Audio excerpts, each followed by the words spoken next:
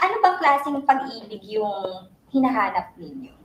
Parang dun sa mga pa-matchmaking. Yeah. What kind of love? Ayan. What do you mean that kind of? What kind of love are you looking for? Romantic, or yun nga, kung unconditional, or parang love na that, you know,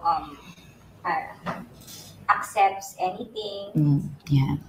I think ako naman at this point of my life ay looking for siguro stability and someone who understands my life, because it's not easy. Like, I'm doing so many things, and siguro yun. And of course yung caring, nandun naman yun as always.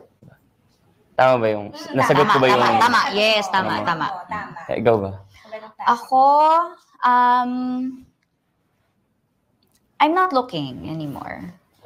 I just want what I have now to last. Yun lang.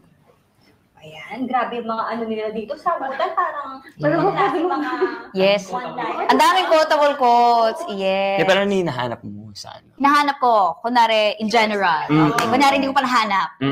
Okay. Ang hinahanap ko ay the kind of love that is secure, mature, and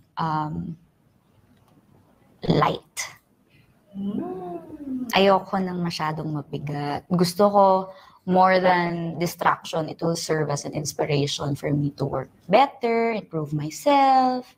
Ayoko na maging hindrance siya, more like maging motivation siya, maging